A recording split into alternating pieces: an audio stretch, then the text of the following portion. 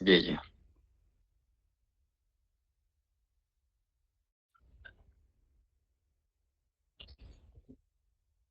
আমরা কি শুরু করবো কিনা? না একটু অপেক্ষা করবো? আসসালামু আলাইকুম। জি উস্তাদ, আমরা শুরু করতে পারি এখন। আচ্ছা, ঠিক আছে। আসসালামু আলাইকুম ওয়া রাহমাতুল্লাহি ওয়া বারাকাতুহু। বিসমিল্লাহির রহমানির রহিম। আলহামদুলিল্লাহি রাব্বিল আলামিন। ওয়াসসালাতু ওয়াসসালামু আলা আশরাফিল আনবিয়া'i ওয়াল মুরসালিন নবিয়িনা মুহাম্মাদিন ওয়া আলা আলিহি ওয়া আসহাবিহি আজমাইন, আম্মা বা'দ। আমরা মহান আল্লাহ সুবহানাহু ওয়া তাআলার শুকরিয়া জ্ঞাপন করছি যে আল্লাহ সুবহানাহু ওয়া তাআলা আমাদেরকে ফান্ডামেন্টাল অফ ইসলাম, ইসলামের মৌলিক বিষয়ে আমাদের জ্ঞান অর্জন করার একটি বরকতময় আসরে আমাদের শরীক হওয়ার তৌফিক দান করেছেন। আমরা মহান আল্লাহর শুকরিয়া আদায় করছি, আলহামদুলিল্লাহ। মহান আল্লাহ সুবহানাহু ওয়া তাআলা আমাদেরকে তৌফিক দিয়েছেন বলে আমরা আজকের এই বরকতময় অনুষ্ঠানে শরীক হতে পেরেছি। মহান আল্লাহর কাছে দোয়া করি, মহান আল্লাহ সুবহানাহু ওয়া তাআলা আমাদের সবার ইলমে, আখলাকে আমাদের বারাকা দান করুন। আমাদের জাতীয় সংসদ নির্বাচনের পরে হয়তো অনেকেই বাড়িতে আছেন অথবা অন্য কোনো ছুটিতে আছেন। এজন্য আমাদের ভাই বোনেরা হয়তো আজকে একটু অংশগ্রহণটা কম মনে হচ্ছে। তোমরা আশা করছি বাকি অন্যরাও সময়ের মতো ইনশাআল্লাহ সময়ের ভিতরেই আশা করছি চলে আসবেন। মহান আল্লাহ রাব্বুল আলামিন তাদের তৌফিক দান করুন। আমিন। আমার সম্মানিত প্রিয় শিক্ষার্থী বন্ধুগণ, আমরা গত মডিউলে নবী আকরাম আলাইহিস সালাতু ওয়াস সালামের প্রতি ঈমানের পরিচয়, তার প্রমাণাদি এবং তাদের আগমনের প্রয়োজনীয়তা নিয়ে আমরা আলোচনা করেছিলাম। এবং এই বিষয়ে আমরা বিস্তারিত আলোচনা করেছি এবং এই বিষয়ে আমি একটি সমৃদ্ধ বিস্তারিত শীটও আপনাদেরকে প্রদান করেছিলাম। তো আমি আপনাদের কাছ থেকে জানতে চাই, একটু রিভিশন দিচ্ছি আমরা ৬ নং মডিউল থেকে। আশা করি আপনারা সবাই পড়ে আসছেন। এখানে নবী এবং রাসূলদের মধ্যে পার্থক্য কি? আপনাদের মধ্যে একজন বলেন, নবী এবং রাসূলদের মধ্যে কি পার্থক্য? নবীদের উপর আসমানি কিতাব নাযিল হয়েছে। নবীদের উপর আসমানি কিতাব নাযিল হয়। হ্যাঁ, রাসূলদের উপর আসমানি কিতাব নাজিল হয়েছে, অর্থাৎ নতুন শরীয়ত দিয়ে তাদেরকে প্রেরণ করা হয়েছে। তাহলে নবী কাদেরকে বলা হয়? তাদের উপর আসমানি কিতাব নাযিল হয়। যাদের উপর আসমানি কিতাব নাজিল হয়নি এবং পূর্ববর্তী অন্য কোন নবীর শরীয়ত তারা অনুসরণ করে এটার বাস্তবায়ন করেছেন, অনুসরণ করেছেন। আচ্ছা, তো দ্বিতীয় প্রশ্ন হচ্ছে যে এই এই দুনিয়ার জীবনে আল্লাহ রাব্বুল আলামিন যুগে যুগে যত নবী রাসূল প্রেরণ করেছেন তাদের সংখ্যা নিয়ে আপনাদের বক্তব্য শুনতে চাই। বলেন, একজন বলেন।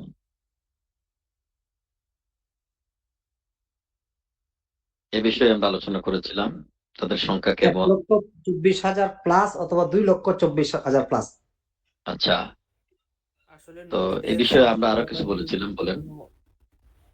নবীদের সংখ্যার ব্যাপারে নির্দিষ্ট কোনো সীমা আমাদের ধরে বিশ্বাস করা উচিত না। অসংখ্য নবী রাসূল পাঠিয়েছেন আল্লাহ পাক রব্বুল আলামিন। হ্যাঁ, সংখ্যা নির্ধারণ করা উচিত না, যেহেতু যে উচিত নয়। হাদিস দ্বারা উল্লেখিত হয়েছে সংখ্যার কথা, এই হাদিসগুলো অথেন্টিক না। আর জি কোরআন জি। যেহেতু জেনারেলি বলেছেন অসংখ্য নবী প্রেরণ করেছেন, যাদের নাম বলা হয়েছে, যাদের নাম বলা হয়নি। আচ্ছা, যা কোরআন কারীমে কতজন নবীর নাম উল্লেখিত হয়েছে বলেন তো? 25 জন। 25 জন নবীর নাম। মাশাআল্লাহ। আশা করি আপনাদের এই নামগুলি মুখস্থ আছে, মুখস্থ রাখবেন। খুব জরুরি বিষয়। আমরা আমাদের ইসলামের হিরো যারা আছেন, সুপার যারা আছেন, তাদের আমরা নাম মুখস্থ করতে পারি না। কিন্তু দুনিয়ার বড় বড় গায়ক, নায়ক, খেলোয়াড়, এদের নাম আমাদের মুখস্থ। অনেক সেলিব্রিটির নাম আমাদের মুখস্থ। কিন্তু বিশ্ববিখ্যাত যারা, বিশ্বের একমাত্র মনোনীত আল্লাহর বান্দা, তাদের নাম আমাদের মুখস্থ নাই। এটা যেন না হয়। আচ্ছা, এখন প্রশ্ন করতে চাই, সকল নবীদের দাওয়াতের মিশনটা কি ছিল বলুন তো আপনারা? হুম, সকল দুনিয়াতে দিন কায়েম করা। যে দুনিয়াতে দিন কায়েম করা। দুনিয়াতে আমরা আরো স্পেসিফিক বলি, কারণ দিন তো জি কলিমার দাওয়াত দেওয়া। আমরা আরো স্পেসিফিক বলতে হবে। দিন হচ্ছে তৌহিদ, ঈমান, শরীয়ত সবটাই মিলা হচ্ছে দিন। আর প্রতি নবীদের শরীয়তের বিষয়ে ভিন্নতা ছিল, কিন্তু একটা বিষয় মূলনীতি ছিল, সেটা কি? একমত ছিল। তাওহীদে উলুহিয়ার ক্ষেত্রে একমাত্র আল্লাহ ছাড়া সত্য কোনো মাবুদ নেই। তাওহীদে উলুহিয়া প্রতিষ্ঠা করা, কারণ রুবুবিয়্যাত তো সবাই সাব্যস্ত করছে। হ্যাঁ হ্যাঁ হ্যাঁ, সব নবীদের দাওয়া, আল্লাহর সার্বভৌমত্ব, আল্লাহর ক্ষমতা, আল্লাহর সার্বভৌমত্ব, তাওহীদুল ইবাদা, ইবাদতে মহান আল্লাহর একত্ববাদকে প্রতিষ্ঠা করার জন্যই সব নবীদেরকে আল্লাহ প্রেরণ করেছেন। তবে প্রত্যেক নবীর শরীয়ত ছিল ভিন্ন ভিন্ন। আচ্ছা, মাশাআল্লাহ, তাবারাকাল্লাহ। তো নবীদের ব্যাপারে আমাদের দেশে অনেকেই বলে নবীরা মানুষ না, তারা নূরের তৈরি। এই সম্পর্কে কি বলবেন? জি, নবীর অবশ্যই আল্লাহর বান্দা এবং রাসূল, আমাদের মতোই মানুষ। তবে আচ্ছা, নবীতে ওহী আসতো, আমাদের কাছে ওহী আসে না। মাশাআল্লাহ। তাহলে কি রাসূল এত মহামানব, এই হিসাবে তিনি অদৃশ্যের সংবাদ জানতেন কিনা নিজস্ব বৈশিষ্ট্যের মাধ্যমে? জি না, আল্লাহ তাআলা জানাইতেন জিবরীলের মাধ্যমে, এই জন্য জানতেন। ওনার জি, ব্যক্তিগত কোনো ইয়া ছিল না। ব্যক্তিগত কোনো ক্ষমতা ছিল না। মাশাআল্লাহ, তাবারাকাল্লাহ। যা কেউ যদি বলে, মনে করে যে এই পৃথিবীতে নবীর পরেও আরো নবী আসবেন, এরকম কেউ বিশ্বাস করলে তার হুকুমটা কি? ঈমান থাকবে না। কাফির। ঈমান থাকবে না, জি কাফির, তাই তো? আলহামদুলিল্লাহ। আচ্ছা, আমরা বেদাত নিয়ে আলোচনা করেছিলাম। আচ্ছা বলুন তো, বেদাত কাকে বলা হয়? নতুন সৃষ্টি করা উদ্ভাবন করা আর নতুন, কি। জি জি, শরীয়তের ভিতরে নতুন কিছু ঢুকানো অথবা প্লাস মাইনাস করা, কিসের ভিতরে? মানে শরীয়তের ভিতরে, শরীয়তের ভিতরে, দিনের মধ্যে, এটা বলতে দিনের হবে। মধ্যে। জি, এটা দিনের বলতে মধ্যে হবে, প্লাস মাইনাস করা। দিনের মধ্যে প্লাস মাইনাস করা, দুনিয়ার মধ্যে না। জি, আরেকটা দিনের মূলনীতি মধ্যে। বলেছিলাম বেদাত কি বোঝার জন্য, এটা কি বলেছিলাম বলেন তো দেখি, মনে আছে কিনা? ইবাদতের জন্য করলে বিদআত নয়, ইবাদতের মধ্যে করলে বিদআত। মাশাআল্লাহ, এটা মনে রাখবেন। একবার সহজ কথা, জন্য করলে বেদাত হবে না। আমরা হজে যাচ্ছি, প্লেনে যাচ্ছি, এর জন্য। কিন্তু হজের মৌসুমে গিয়ে সেখানে 7টা পাথর মারার কথা, সেখানে মারলাম 10টা, এটা মধ্য হয়ে গেল। আশা করি এই মূলনীতিগুলো সবসময় মনে রাখবেন। কারণ অনেক সময় লোকেরা এসে বলবে, হ্যাঁ আপনারা বলেন বেদাত বেদাত, এই যে আপনি চশমা পরিধান করছেন, এটা তো রাসূলুল্লাহ পড়েন নাই, এটা তো বেদাত। তখন কি বলবেন বলেন তো, কি বলবেন? একজন এসে বলল, আপনি যে রুমাল পরিধান করলেন, চশমা, এই যে হুন্ডা চালান, এটা তো রাসূল করেন নাই। মাইকে যে আপনি আজান দেন, এটা তো দেন নাই রাসূলুল্লাহ, এটা তো বেদাত। তখন কি বলবেন?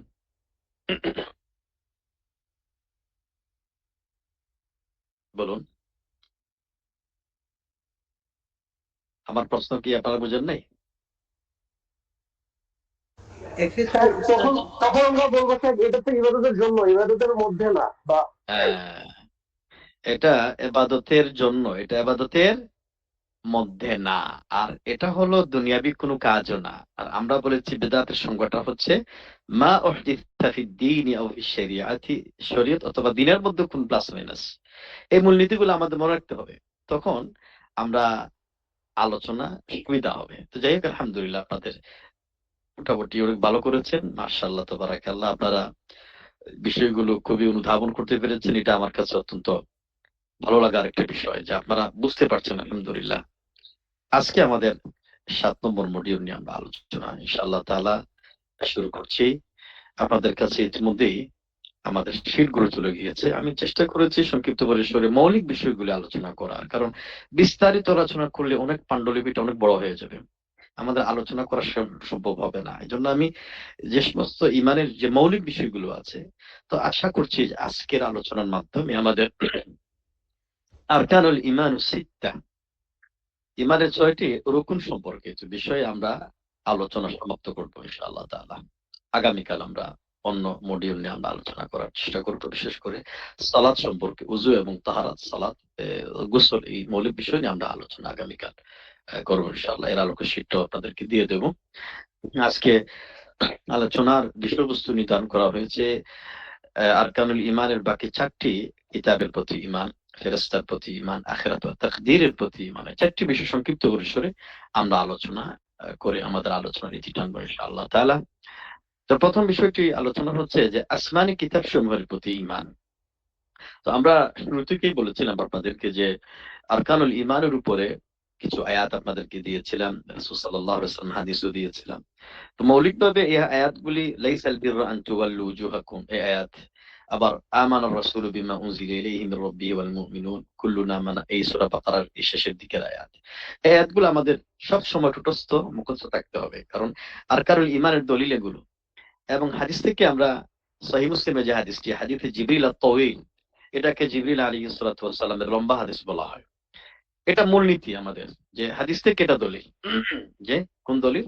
জিবরিল আলাইহিস সালাতু ওয়াস সালাম এসে বলেছিলেন, ইয়া মুহাম্মদ আখবিরনি আনিল ঈমান, ঈমান সম্পর্কে আপনি বলুন। তো রাসূল সাল্লাল্লাহু আলাইহি ওয়াসাল্লাম ঈমানের 6টি রুকনের কথা বলেছেন। এর মধ্যে আসমানি কিতাবসমূহের প্রতি ঈমানের কথাও উল্লেখিত আছে। তো ঈমানের, আল্লাহর প্রতি ঈমান, তারপরে রাসূলের প্রতি ঈমান, এরপরে কিতাবের প্রতি ঈমান, এটা ঈমানের 6টি স্তম্ভের মধ্যে অন্যতম একটা রুকন। এই আসমানি কিতাবসমূহের প্রতি ঈমানের অর্থ হলো এই কিতাবগুলি মহান আল্লাহর কালাম। আল্লাহ রাব্বুল আলামিন কথা বলেছেন, এটা আল্লাহর বাণী, এবং এই কিতাবের সবগুলো সত্য, সঠিক কথা। এই কিতাবের মধ্যে রয়েছে সেই গোটা মানব জাতি, বিশেষ করে যে সময়ে এই কিতাবগুলি প্রেরণ করা হয়েছে, ওই জাতির জন্য হেদায়েতের নূর, আলোক বার্তিকা। আর বিশেষ করে আমাদের জন্য যা নাজিল করা হয়েছে আল কোরআনুল কারীম, এই কোরআনুল কারীম শুধু নির্দিষ্ট কোন সময় বা জাতির জন্য নয়, এই কোরআনুল কারীম গোটা বিশ্বের মানুষের হেদায়েতের জন্য। এই বিষয়টি আমাদেরকে বিশ্বাস করতে হবে, এবং মানুষ জীবন চলার পথের জন্য তার জীবন, তার ব্যক্তিগত জীবন, পারিবারিক জীবন, সামাজিক জীবন, রাষ্ট্রীয় জীবন, এসব বিষয়ে তার চলার জন্য কেবল কোরআনই আল্লাহ রাব্বুল আলামিন তাকে হেদায়েত হিসেবে, গাইডেন্স হিসেবে তাকে, গাইড বুক হিসেবে তাকে তার জন্য নাজিল করেছেন। তার জীবন চলার জন্য অন্য কোনো হিদায়া, অন্য কোনো আদর্শ, মতাদর্শ সে গ্রহণ করা তার জন্য জায়েজ হবে না। এর পাশাপাশি আমরা এই কিতাবগুলির প্রতি, যে সমস্ত কিতাব আল্লাহ নাজিল করেছেন, যেগুলির নাম আল্লাহ কোরআন কারীমে উল্লেখ করেছেন, এই কিতাবগুলির প্রতি আমরা ঈমান আনা। যে সমস্ত কিতাবগুলির নাম আল্লাহ উল্লেখ করেননি, এই সমস্ত কিতাবের প্রতিও আমরা ঈমান আনা। কোরআন কারীম সহ 4টি বড় বড় কিতাব আল্লাহ রাব্বুল আলামিন তিনি নাজিল করেছেন, এবং বিশ্বের এই মানুষের হেদায়েতের জন্য 104খানা কিতাব নাজিল করেছেন। এর মধ্যে 4টি হলো বড় বড় কিতাব, তাওরাত, জাবুর, ইনজিল ওয়া আল কোরআনুল কারীম। এছাড়াও আরো কিছু ছোট্ট ছোট্ট পুস্তিকা রয়েছে, সুহুফ রয়েছে, এই বিষয় যা রয়েছে, সুহুফ ইব্রাহিম মুসা আলাইহিস সালাতু ওয়াস সালামের উপরে ছোট্ট ছোট্ট পুস্তিকাও তাদের জন্য দেওয়া হয়েছিল। এসব কিছু আল্লাহর কালাম, এটার প্রতি আমরা বিশ্বাস স্থাপন করি। এবং বিশ্বাস স্থাপনের ক্ষেত্রে আমরা বিশেষ করে আমাদের উপরে যা অবতীর্ণ হয়েছে, নবী মুহাম্মদ সাল্লাল্লাহু আলাইহি ওয়াসাল্লামের উপরে যা অবতীর্ণ হয়েছে, এই কিতাবের পরিপূর্ণ কিতাবের প্রতি আমরা ঈমান আনি। আমরা কিতাবের কিছু অংশ মানি, আবার কিছু অংশ মানি না, এটা হতে পারে না। আল্লাহর কালাম, আল্লাহ রাব্বুল আলামিন বলেছেন, আফাতুমিনুনা বিবাউল কিতাব ওয়া তাকফুরুনা বিবাউদ, তোমরা কি কিতাবের কিছু অংশ মানবে, আবার কিছু অংশকে তোমরা অস্বীকার করবে? এটা হতে পারে না। তো ইসলামের ঈমানদার বান্দা হিসেবে এই পরিপূর্ণ কিতাবের উপর ঈমান আনতে হয়। এই জন্য পরিপূর্ণ কিতাবের মধ্যে যা আছে, এখানে ইবাদত আছে, এখানে রাজনীতি আছে, অর্থনীতি আছে, সমাজনীতি আছে, এখানে পররাষ্ট্রনীতি আছে, স্বরাষ্ট্রনীতি আছে, সবকিছুর প্রতি মানতে হবে। দেশ পরিচালনার নীতি আছে, যুদ্ধ নীতি আছে, সবকিছুর প্রতি মানতে হবে। তাহলেই আমরা কেবলমাত্র মুসলমান হতে পারবো। কিন্তু আমি মনে করলাম না আমরা শুধুমাত্র আমাদের দেশে যেটা হয়, কোনো সুদের কোনো অনুষ্ঠান অথবা কোনো প্রতিষ্ঠান অথবা সুদভিত্তিক কোনো ব্যাংকিং কোরআন তেলাওয়াত দিয়ে শুরু হলো, সিনেমাও কোরআন তেলাওয়াত দিয়ে শুরু হলো। আমি দেখেছি বিভিন্ন জায়গায় কোরআন কারীমের একজন হুজুরকে ভাড়া করে এনে কোরআন কারীমের তেলাওয়াতের মাধ্যমে সিনেমার শুটিং, এবং সেটা যারা শুটিং করে তাদের অনুষ্ঠান উদ্বোধন করা হয়। কিন্তু এরপরে কোরআনের সাথে যে অনুষ্ঠানটা অনুষ্ঠিত হয়েছে, এটাও সরাসরি কোরআনের সাথে সাংঘর্ষিক। সুদভিত্তিক ব্যাংকিং ব্যবস্থা উদ্বোধন করা হয়েছে, অথচ সুদ আল্লাহ হারাম করেছেন, ঘুষ আল্লাহ হারাম করেছেন, প্রতারণা আল্লাহ হারাম করেছেন, জুলুম আল্লাহ হারাম করেছেন, সিনেমা আল্লাহ হারাম করেছেন। যে সমস্ত সিনেমা ইসলাম বিরোধী সিনেমা, যে সমস্ত সিনেমা আল্লাহ নাফরমানি করা হয়, তো এখানে দেখা যায় অনেক সময় কোরআন তেলাওয়াত করা হয়, কিন্তু এই কোরআনের মধ্যে আল্লাহ এসব না নিষেধ করেছেন। তাহলে বোঝা যাচ্ছে যে আমি কোরআনটাকে শুধুমাত্র সওয়াবের কিতাব হিসেবে নিয়েছি, অথচ কোরআনের বিধিবিধান সম্পর্কে আমরা বিশ্বাস করি না, ঈমান আনি না। এটা ঈমান হতে পারে না। আল্লাহ বলেছেন আফাতুমিনুনা বিবাদুল কিতাব ওয়া তাকফুরুনা বিবাদ, কোরআনের কিছু অংশ মানবা আবার কিছু অংশ অস্বীকার করবা, এটা হতে পারে না। এজন্য কোরআন মানতে হবে পরিপূর্ণ কোরআনের আদর্শ হেদায়েত।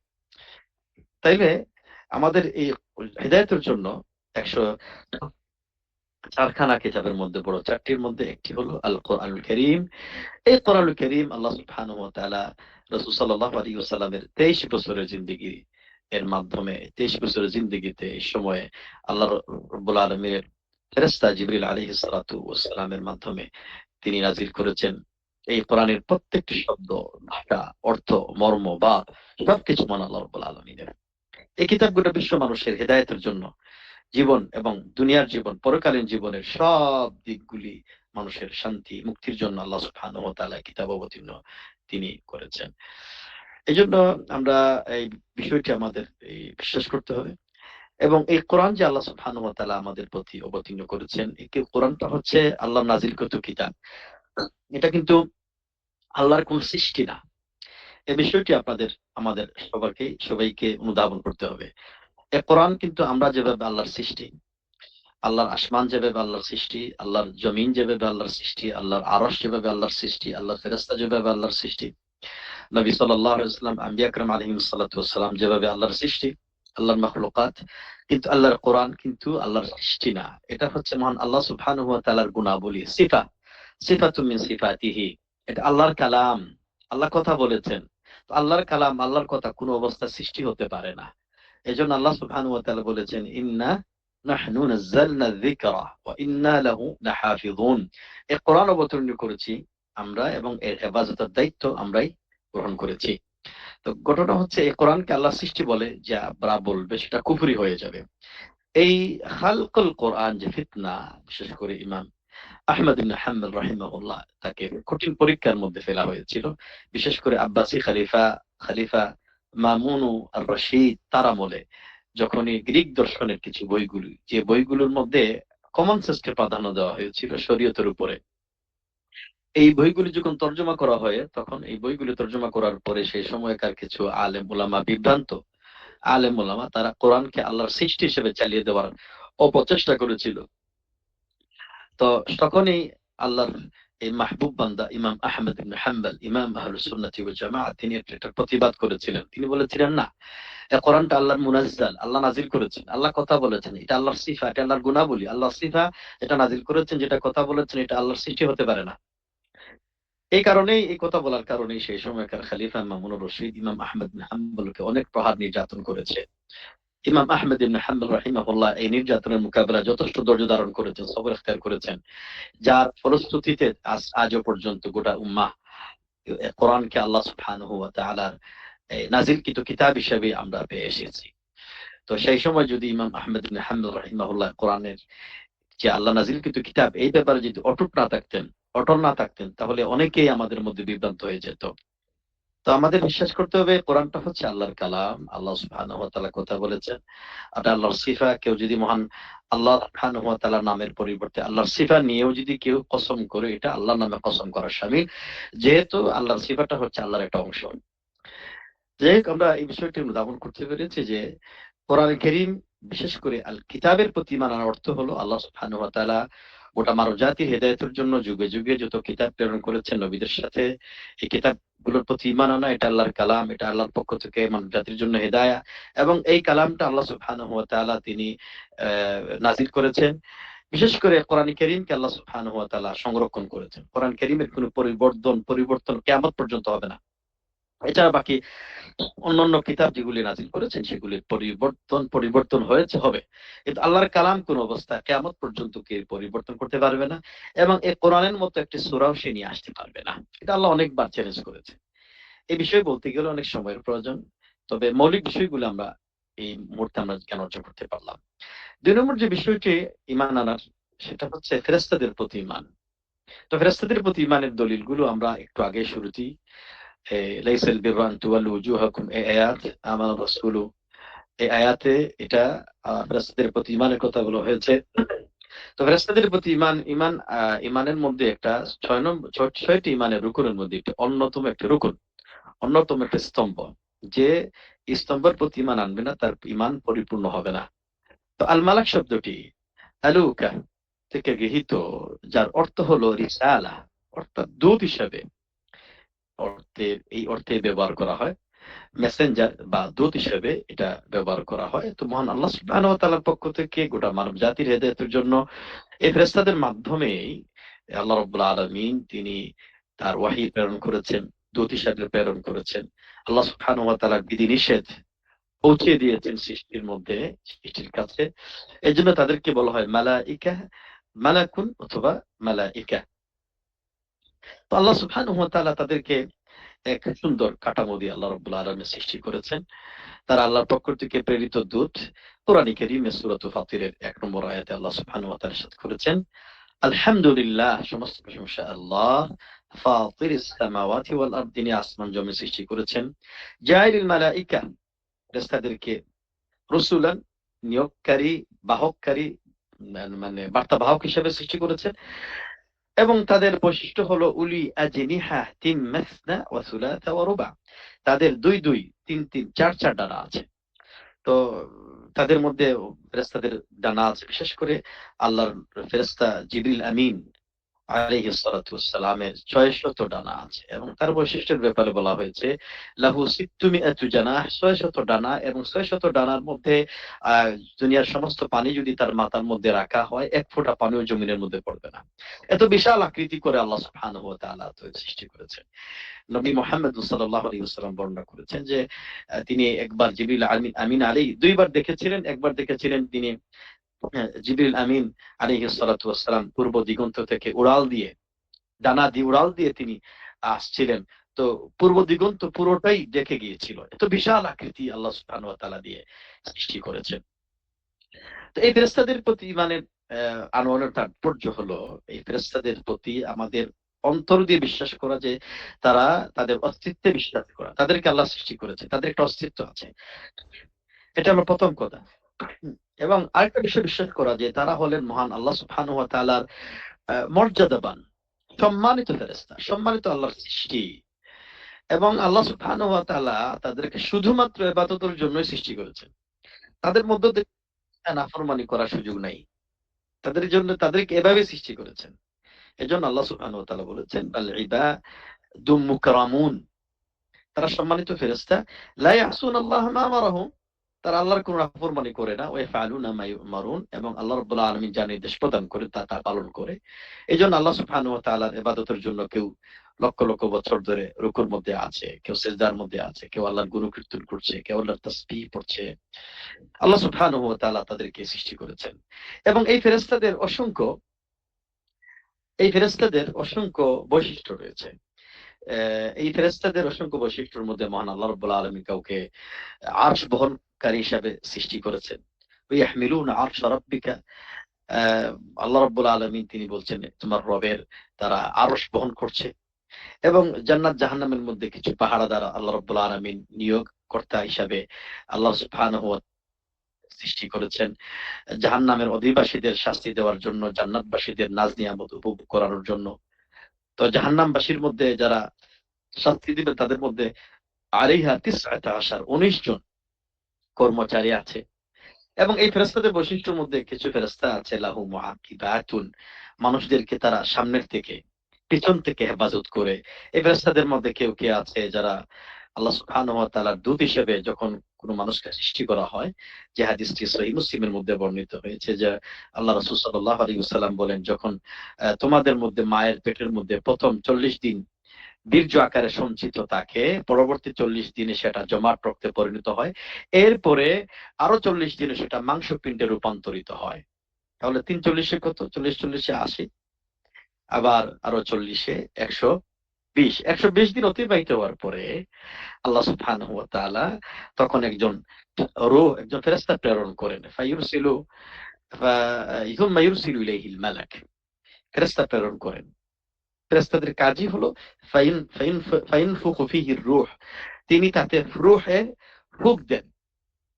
তাহলে বোঝা যাচ্ছে 120 দিন হওয়ার পরে একটা সন্তান গর্ভে, মায়ের গর্ভে তার কি চলে আসে, প্রাণ চলে আসে।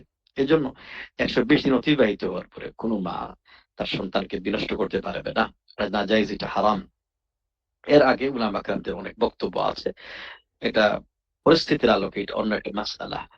তো তাহলে বোঝা যাচ্ছে যে আল্লাহ সুবহানাহু ওয়া তাআলার কিছু ফেরেশতা, এটা তাদের দায়িত্বই হলো যে মায়ের গর্ভে 120 দিন অতিবাহিত হওয়ার পরে রূহ এখানে ফুঁক দেওয়া, তাদের চলে আসে। তারপরে তার সময়, তার রিজিক, তার বয়স, তার সৌভাগ্য না দুর্ভাগা হবে, এটা বিষয় লিখিত করা হয়। ফেরেশতাদের মধ্যে কিছু ফেরেশতারা আছে যারা মানুষের জান কবজ করেন। এই ফেরেশতাদের মধ্যে সর্বশ্রেষ্ঠ ফেরেশতারা হলেন জিবরিল আলাইহিস সালাতু ওয়াস সালাম, মিকাইল আলাইহিস সালাতু ওয়াস সালাম, তার আলাইহিস সালাতু ওয়াস সালাম, তারপরে মিকাইল আলাইহিস সালাতু ওয়াস সালাম। এই সমস্ত ফেরেশতা সম্মানিত, এবং এই সমস্ত ফেরেশতাদের মধ্যে 4 জন ফেরেশতাদের মধ্যে সবচেয়ে যিনি সাইয়্যিদু আল মালায়েকা, ফেরেশতাদের সর্দার বলা হয়, তিনি হলেন জিবরিল আলাইহিস সালাতু ওয়াস সালাম। কারণ তিনি মহান আল্লাহর পক্ষ থেকে কোরআন নিয়ে এসেছিলেন। নবী মুহাম্মদ সাল্লাল্লাহু আলাইহি ওয়াসাল্লামের কাছে কোরআনের বরকতে, বদৌলতে আল্লাহ রাব্বুল আলামিন তাকে সাইয়্যিদুল মালায়েকা, ফেরেশতাদের সর্দার বানিয়ে দিয়েছেন। এজন্য আল্লাহ সুবহানাহু ওয়া তাআলা তার নাম করেছেন রূহুল আমিন, একজন আমানতদার ফেরেশতা। রূহ মানে রূহ, এখানে আল্লাহর ফেরেশতা জিবরিল আলাইহিস সালাতু ওয়াস সালাম সম্পর্কে বলা হয়েছে। তাহলে এই ফেরেশতাদের এই সমস্ত বৈশিষ্ট্যের প্রতি ঈমান আনাও ঈমানের অন্তর্ভুক্ত, ফেরেশতাদের প্রতি ঈমানের অন্তর্ভুক্ত। এই সমস্ত বৈশিষ্ট্য কেউ যদি অস্বীকার করে তাহলে সে তার ঈমান থাকবে না। এজন্য আল্লাহ সুবহানাহু ওয়া তাআলা সূরাতু নিসার 134 নম্বর আয়াতে ইরশাদ করেছেন, ওয়া মান ইয়াকফুর বিল্লাহি ওয়া মালাইকাতিহি ওয়া কুতুবিহি ওয়া রুসুলিহি ওয়াল ইয়াউমিল আখির ফাকাদ দাল্লা দালালান বাঈদা। কেউ যদি কুফরি করে, অর্থাৎ আল্লাহর প্রতি, ফেরেশতাদের প্রতি যে সমস্ত বৈশিষ্ট্য উল্লেখ করা হয়েছে ফেরেশতাদের, তাহলে সে নিঃসন্দেহে গুমরাহির মধ্যে আছে। এই গুমরাহি তাকে কুফরির দিকে নিয়ে যায়। তাহলে ফেরেশতাদের প্রতি ঈমান আনা, যেভাবে যতগুলি বৈশিষ্ট্য উল্লেখ করা হয়েছে কোরআন এবং সুন্নাহর মধ্যে, সবগুলি বৈশিষ্ট্যের মধ্যে প্রতি, তাদের অস্তিত্বের প্রতি, সবগুলি যেভাবে কোরআন সুন্নাহর মধ্যে বর্ণিত হয়েছে সেভাবে ঈমান আনয়ন করা আমাদের জন্য ফরজ, দায়িত্ব এবং কর্তব্য। 3 নম্বর বিষয়ে আমরা আলোচনা করতে চাই, সেটা হচ্ছে আল ঈমানু বিল ইয়াউমিল আখির, আখিরাতের প্রতি ঈমান। তো আখিরাতের প্রতি ঈমান, কিয়ামত দিবসের প্রতি ঈমান, ঈমানের 6টি রুকনের মধ্যে অত্যন্ত গুরুত্বপূর্ণ রুকন বা স্তম্ভ। এই আখিরাতের প্রতি ঈমান আনার অর্থটা কি? এই আখিরাতের প্রতি ঈমান আনার অর্থ হলো মৃত্যুর পর থেকেই যার জীবনটা শুরু হবে, হায়াতুল বারযাখিয়া। কারণ একজন মানুষ যখন মৃত্যুবরণ করে, আল্লাহ রাসূল সাল্লাল্লাহু আলাইহি ওয়াসাল্লাম বলেছেন, মান মাতা কামাত আলাইহি কিয়ামাতুহু, কেউ যদি যখন মৃত্যুবরণ করে তার কিয়ামত শুরু হয়ে যায়। এটাকে বলা হয় আল কিয়ামাতু আস-সুগরা, মানে ছোট্ট কিয়ামা। এখনো বড় কিয়ামত শুরু হয়নি, কিন্তু এই কিয়ামতের সূচনা, কিয়ামতের শুরু কিন্তু ইন্তেকালের পর থেকে হয়ে যায়। তো মৃত্যুর পর থেকে শুরু করে নিয়ে কবরের যে সওয়াল জবাব আছে, মুনকার নাকিরের সওয়াল জবাব আছে, কবরের আযাব আছে, শাস্তি আছে, এবং কবরের জীবনটা একবারে হায়াতুল বারযাখিয়া, কিয়ামতের বড় কিয়ামতের হাসরের ময়দানের আগ পর্যন্ত এই বিষয়ের প্রতি ঈমান আনা, কিয়ামতের দিবসে সবাইকে উত্তরণ করা, কিয়ামতের দিবসের আগে আগে কিয়ামতুস আলামাতুস সুগরা, ছোট ছোট আলামত সংঘটিত হবে, এবং সর্বশেষ মহা কিয়ামত সংঘটিত হওয়ার পূর্বে বড় বড় 10টি আলামত সংঘটিত হবে। দাজ্জালের আগমন হবে, ইয়াজুজ মাজুজের আগমন হবে, দাব্বাতুল আরদের আগমন হবে, আদান থেকে আগুন বের হবে, তারপরে পশ্চিম থেকে সূর্য উদিত হবে, তারপরে আরো যে 10টি আলামত রয়েছে পূর্ব পশ্চিমে, শাসফুন মাসফুন হবে, ভূমিধস হবে। এইভাবে করে যে 10টি আলামত রয়েছে, 10টি আলামতের প্রতি যে সংঘটিত হবে, এটার প্রতি যে ঈমান আনা। এরপরে কিয়ামত সংঘটিত হবে, সবাই কবর থেকে উত্তোলিত হবে, উত্তোলন করা হবে, তাদের হিসাব নিকাশ করা হবে, তারপরে তাদের জান্নাতে দেওয়া হবে, জাহান্নামে দেওয়া হবে, সিরাত সম্পর্কে, ফুল সিরাত পার হবে, শাফাআতের সম্পর্কে, দাড়িপাল্লা সেখানে স্থাপন করা হবে, এই ডান হাতে আমলনামা দেওয়া হবে, বাম হাতে বেঈমানদের আমলনামা দেওয়া হবে। এই সমস্ত সব বিষয়ে জান্নাতে তাদেরকে হাসি প্রদান করা হবে, জান্নাতে তাদেরকে নাজ নিয়ামত দেওয়া হবে, মহান আল্লাহর সাথে দিদার নসিব হবে। এই সমস্ত সব বিষয়ে ঈমান আনার অর্থই হলো নির্দ্বিধায় ঈমান আনার অর্থই হলো আল ঈমানু বিল ইয়াউমিল আখির। এই ঈমানের ক্ষেত্রে কোনো সন্দেহ পোষণ করা যাবে না। আপনারা একটু খেয়াল করবেন যে এই জন্য আল্লাহ সুবহানাহু ওয়া তাআলা এই ঈমানের এই বিষয়টাকে এতই গুরুত্ব সহকারে আলোচনা করেছেন।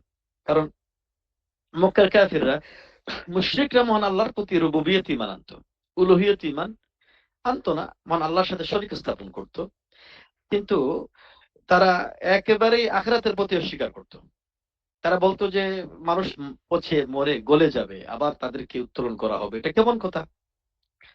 এই জন্য আল্লাহ সুবহানাহু ওয়া তাআলা আপনারা দেখবেন যে এখানে কোরআন কারীমে অসংখ্য ঘটনা আল্লাহ রাব্বুল আলামিন উল্লেখ করেছেন। যেমনটি সূরা বাকারায় আছে, একজন নবীর ব্যাপারে বলা হয়েছে। এই নবী যখন একটি গ্রাম দিয়ে যাচ্ছিলেন, এই গ্রামটা মরে গিয়েছিল, তখন বলেছিলেন আন্না ইউহয়িল্লাহু আল আরদা বা'দা মাউতিহা, এই জমিনটা মৃত্যু হওয়ার যাওয়ার পরে কিভাবে আল্লাহ রাব্বুল আলামিন আবার জমিনটাকে জীবন দান করবেন। এই কথা বলার সাথে সাথে আল্লাহ সুবহানাহু ওয়া তাআলা তাকে মৃত্যু দিয়ে দিয়েছিলেন। তো তিনি মৃত্যু আসার পরে তিনি মানে ঘুম থেকে আল্লাহ সুবহানাহু ওয়া তাআলা তাকে জাগ্রত করলেন। তখন আল্লাহ সুবহানাহু ওয়া তাআলা মৃত্যুর পরে আবার যাকে জাগ্রত করলেন, তখন আল্লাহ সুবহানাহু ওয়া তাআলা তাকে প্রশ্ন করেছেন, কাম লাবিস্তা, কতদিন, কত সময় তুমি অতিবাহিত করলে ঘুমের মধ্যে? তিনি বলেছিলেন লাবিস্তু ইয়াওমান আও বা'দা ইয়াওম, আমি দিনের একটি দিন অথবা দিনের কিছু অংশ। তখন আল্লাহ সুবহানাহু ওয়া তাআলা ওই নবীকে বলেছেন, না, বাল লাবিস্তা মিআত আম, তুমি মূলত 100 বছর এই ঘুমের মধ্যে, মৃত্যুর মধ্যে তুমি ছিলে।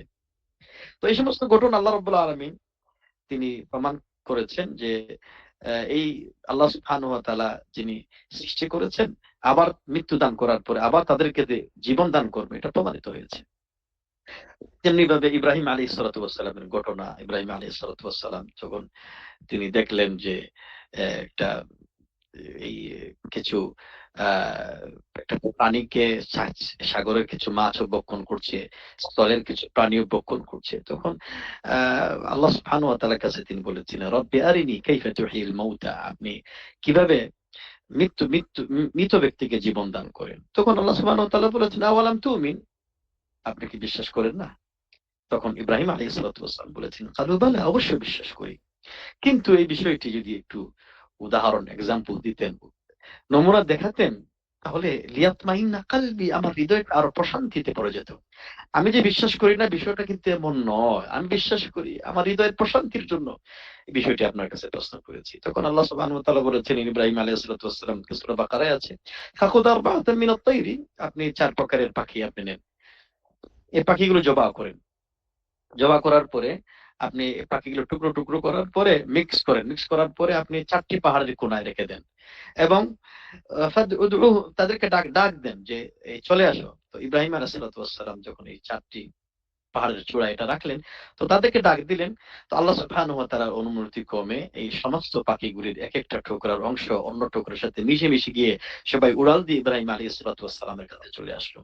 এই ঘটনার মাধ্যমে আল্লাহ প্রমাণ করলেন যে আল্লাহ সুবহানাহু ওয়া তাআলা তিনি যে পুনরায় আবার জীবন দান করার ক্ষমতা রাখেন এই বিষয়টি। এভাবে অনেকগুলি ঘটনা আল্লাহ সুবহানাহু ওয়া তাআলা তিনি কাফের মুশরিকদের সামনে উপস্থাপন করেছেন, যাতে এই বিষয়টি তারা বিশ্বাস করতে পারে। কারণ মুশরিকরা আল্লাহর প্রতি রুবুবিয়ত ঈমান আনতো, কিন্তু আখিরাত একেবারে অস্বীকার করত। এই জন্য বর্তমান সময়ে অনেক আছে যারা আল্লাহর প্রতি ঈমান আনে কিন্তু আখিরাতকে অস্বীকার করে। তারপরে আখিরাত বলতে কিছু নাই, নগদ চাপাও হাত পেতে নাও, বাকির কথা শূন্য থাকে। এজন্য যে যা আছে দুনিয়াই তোমার জীবন, দুনিয়া তোমার হে, দুনিয়া কি মজা লে লো, ডু ফুর্তি ন চিন্তা, এরকম মানুষের মধ্যে এরকম চিন্তা, নাস্তিক্যবাদিতা এর মাথা ছাড়া দিয়ে আমাদের সমাজ ব্যবস্থায় মাথা ছাড়া দিয়ে উঠেছে। এই চিন্তা মানুষকে গাফিল করে, চিন্তা মানুষকে আল্লাহর ভয় থেকে নিরাশ করে, এই চিন্তা মানুষকে জাহান্নামের পথকে উন্মুক্ত করে, জান্নাতের পথকে চিরতরে বন্ধ করে দেয়। এই জন্য আখিরাতের প্রতি ঈমান একটা ঈমানের গুরুত্বপূর্ণ একটি অধ্যায়, একটি বিষয়।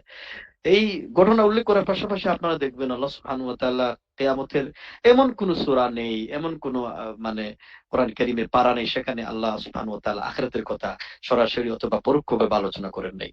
কোন সময় আল্লাহ সুবহানাহু ওয়া তাআলা সরাসরি আলোচনা করেছেন, আবার কোন সময় এক একটি সূরার নামও করেছেন কিয়ামত সূরা, যেমন সূরাতুল কিয়ামা, সূরাতুল হাক্কা, সূরাতু আত-তাগাবুন, এই সবগুলি সূরা নামই হচ্ছে কিয়ামতের সূরা। এজন্য কোরআন কারীম আল্লাহ সুবহানাহু ওয়া তাআলা এই কিয়ামতের দিনের অনেকগুলি নাম উল্লেখ করেছেন। এই নামগুলি আপনাদের সামনে আমি কোট করেছি। তো এখানে আখিরাতে বিশ্বাস না করা অর্থ হলো সে কাফের। এজন্য আল্লাহ সুবহানাহু ওয়া তাআলা কাফির মুশরিকদের, মক্কার কাফির মুশরিকদেরকে কাফির হিসেবে তাদেরকে আল্লাহ সুবহানাহু ওয়া তাআলা ঘোষণা করেছেন। আল্লাহ রাব্বুল আলামিন বলেছেন, জাআমাল্লাযীনা কাফারু আল্লা ইউবআসু। কাফিররা দাবি করে যে আমরা কিয়ামত হবে না, পুনরুত্থান হবে না।